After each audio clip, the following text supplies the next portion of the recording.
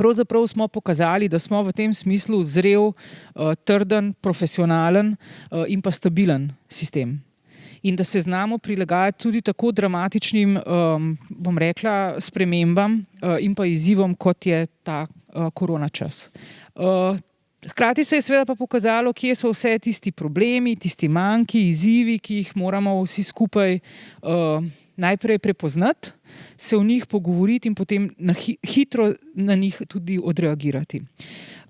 Hkrati se je pokazalo tudi to, da v tako zahtevnih razmerah lahko samo z enim razumevanjem, strpnostjo, medsebojno pomočjo in pa sodelovanjem to naredimo.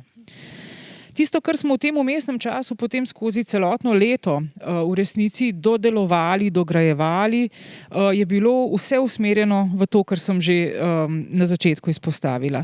Se pravi, iskati najboljše možne, najbolj optimalne načine glede na vse različne vrste resursov, ki jih imamo, zato da bomo lahko omogočali po eni strani otrokom najboljše možno, najbolj kvalitetno znanje skozi izobraževalni sistem, po drugi strani seveda tudi učiteljem in ostalim zaposlenim varno delovno okolje in tudi stabilno, bom rekla, tudi takšno, ki stimulira v teh zelo, bom rekla, velikokrat tudi razmerah nesigurnosti, stisk.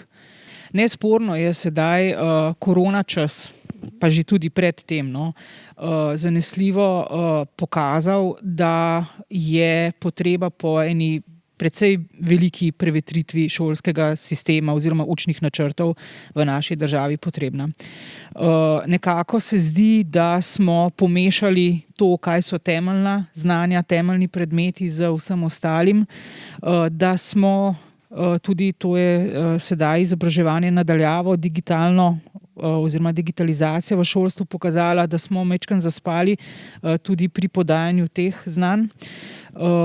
Po drugi strani oziroma po tretji strani se je tudi pokazalo, da nekako smo izgubili stik z dejstvom, da se tudi generacije učencev spreminjajo skozi čas. Da so potrebe, odnos do sveta, vrednote drugačne. Tudi pričakovanja teh generacij drugačna. Ne? Ta uravnilovka, da poskušamo čim bolj dvigati povprečje, se mi ne zdi prava metoda. Mislim, da bi se mogli skoncentrirati na šibke, podpirati tiste, ki so dobri, ne? Ampak predvsem fokusirati na šibke. Memoriziranje smo se ga že danes dotaknili, ne? V letu 2021 imamo enciklopedije, knjige, Wikipedijo pa Google, ne? Če me zanima, kdaj se je kdo rodil pa umrl, pa sem to pozabil, lahko to preverim, ne? Nikakor ne razumem, ne? Kako ocenjujemo stojo na glavi, ne?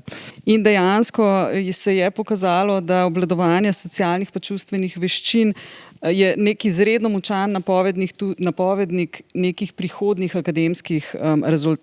In v bistvu raziskave pokažejo, da do 30 do 40% delovnih mest, se pravi v teh panogah, ki so v vzponu, zahteva te mehke veščine. Se pravi, se moramo res zavedati, kako zelo pomembno je, da to tudi še naprej gojimo, kljub temu, da imamo tehnologijo, ki se bo morda, Boris, namesto nas odločala v prihodnosti.